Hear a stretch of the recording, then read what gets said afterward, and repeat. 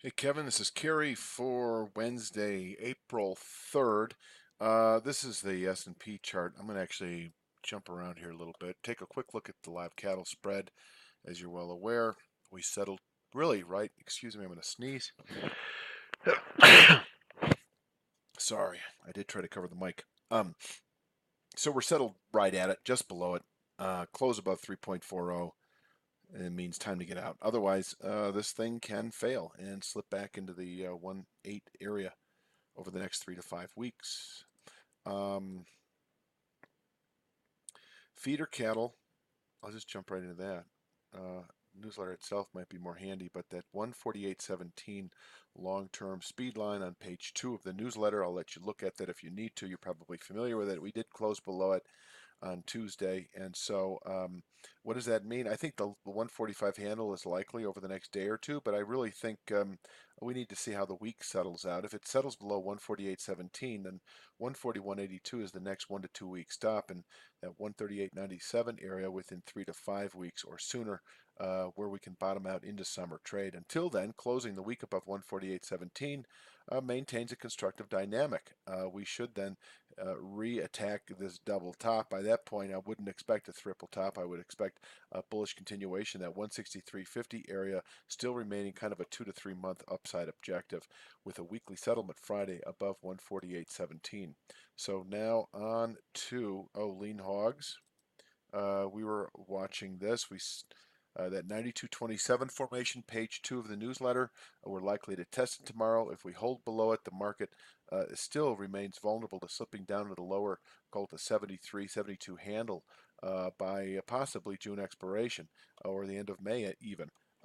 However, if we close Friday above 92.27, then the market perks up once again, and this could be just nothing but a retracement that was should have been bought in hindsight, and onward and upward. The 102 handle in reach within a few weeks, the 108 handle by June expiration, and quite possibly as we get into summer, a retest of that 133 area high from 2014 if we close the week above 92.27. None of these offer trading opportunities at this point in time, the lean hogs. Um, I did cover the spread. Live cattle, take a look at the June contract. Still hovering over the support area. We'll be watching that. If we get down to the 117 handle, we'll be on the horn discussing the possibility of buying that.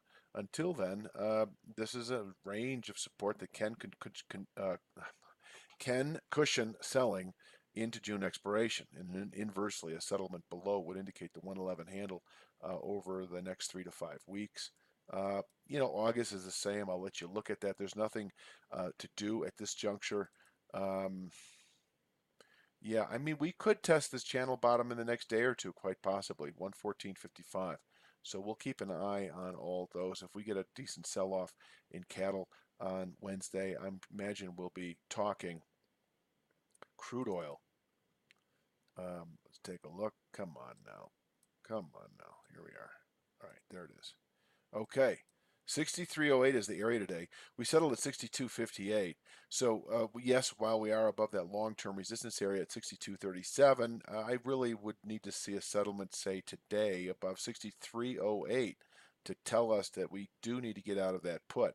Or we'd get stopped out on a pure monetary basis at 62.20, not stop, but would bail. My thinking on that is, I think we do maintain the monetary stops. If we get stopped out, we get stopped out. If we bail, we bail. And then we could attack it again. Because there's every reason to believe that we could push through all this crap here in the next day or two. And then by Friday, the market closes at 61 half below that area. You could still make a strong case that we are in a topping process. So there is the chance, obviously, it will get stopped out, and then by Friday's close, we're looking at how do we get short this thing yet again.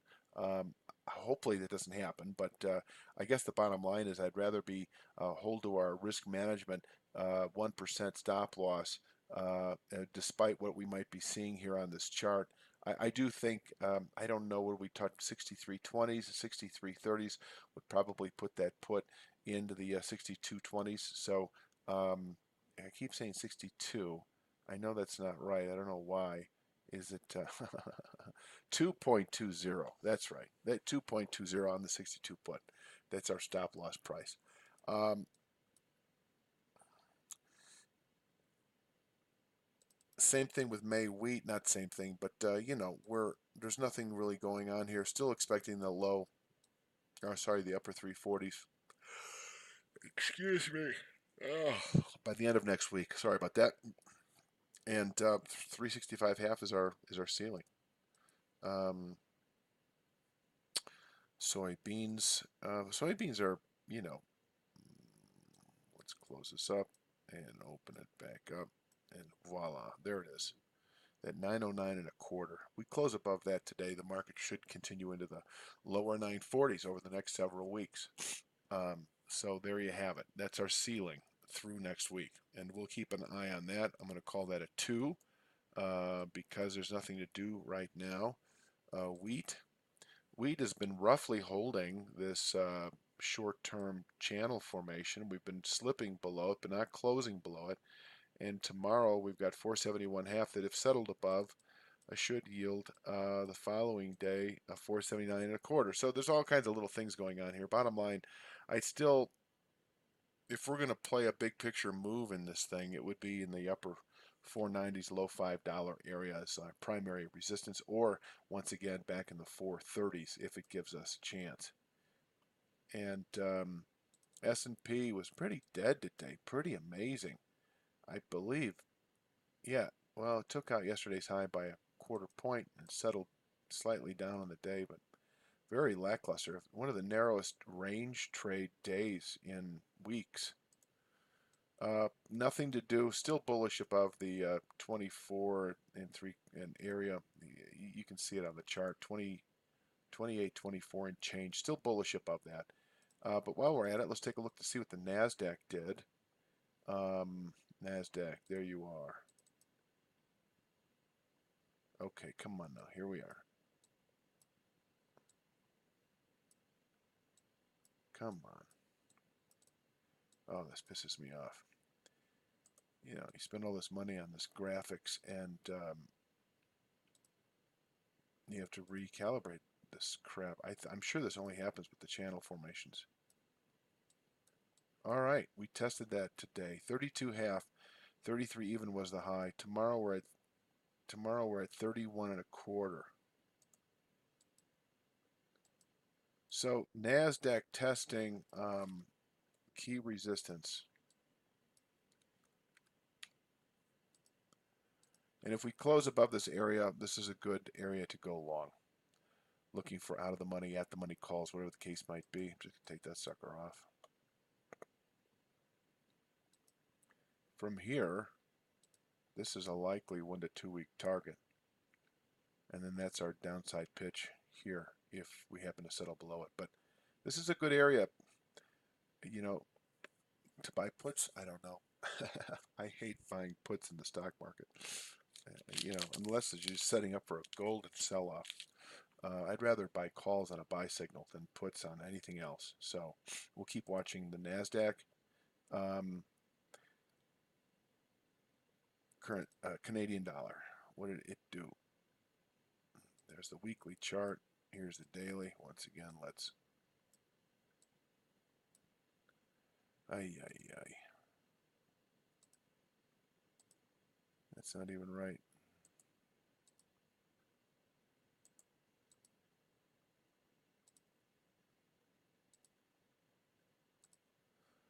All right. 75, 16 to 19 tomorrow.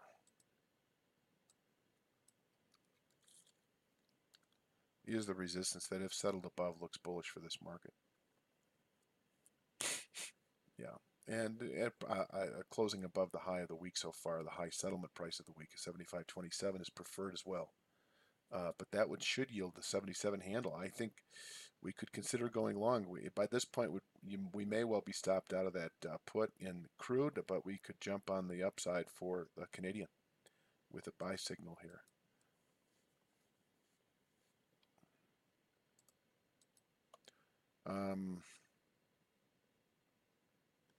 I'll take a quick look at the euro currency.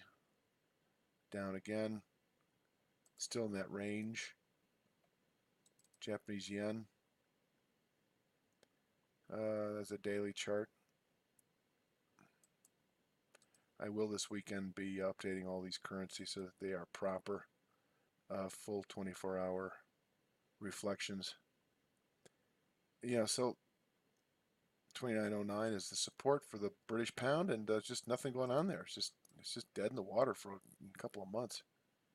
Gold. I should have jumped into this earlier. We are in it. We traded slightly higher in the day, and we put out a new low. That's a little bullish interpretation. A little. 1301. Come on now. There it is. Okay. 1310 half. Close above it. Get out of that put. Until then, it should continue south over the coming weeks. Closing below 87 half would be nice. Would be nice. Silver. Still in here. We'll see how the week finishes out before making an assessment there. Copper. Copper up and back and 85.80. 83.91 still. There's that little channel bottom that have settled below. Should once and for all tip this market south. Until then, we put out a failed long-term buy signal. No follow through, and now we're right back at it again. Is this market still likely to go higher? Platinum. Nothing doing here. Good to watch though, because we do have some key resistance areas up above. 30-year. What's this pig doing? All right, just screwing around. That's that daily channel top. Yeah, well, we'll see about this, but no appetite right now for that. It's just, let's see what the 10-year's done.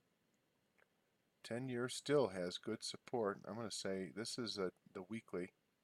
So these numbers are good, 04 to 10. Today's low was 16.5. If this 10-year closes up on the week above last week's close of 124.07, because the high this week is 124.05, that looks good. And this is actually still bullish, this 10-year. It doesn't have the upside potential that the 30-year looked to have after it placed its buy signal that is no longer in existence. I think we already looked at the NASDAQ. Just a few more here. Sugar a little higher still, but still nothing to do until we close above this 1316 formation. Cocoa. Cocoa, buy signal cocoa. You want to do anything in cocoa? Get some 22, 23, 24 calls. Looking for 25, low 25 handle over the next few weeks. Seems likely.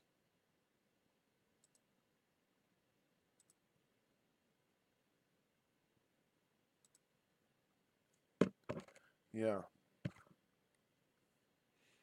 We can talk about cocoa if you like. Buy signal today, first one in a while, really, for longer term. Coffee. Continuing to ease.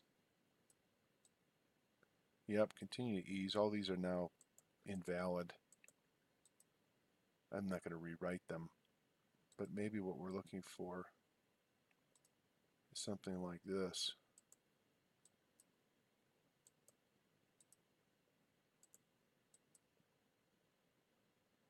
Still a long way off. I mean, what do you do here? This thing is just, it's so methodical. This trend line itself may be decent resistance. But as you recall, this thing goes way back. I mean, I don't know why I'm just not interested in that at all, but I'm not. And finally, where is that? Here it is. Still nothing going on in cotton, hovering just below key resistance. We'll keep an eye on that. So I think I'm going to wrap this up. It's just 15 minutes. I know I jumped around a lot, But much of this is repeat redundancy, and we can spend some time on Skype tomorrow and go over some of the other stuff that you might think I missed, or underscore some of the things I showed tonight. Anyway, that's it, and we will talk tomorrow.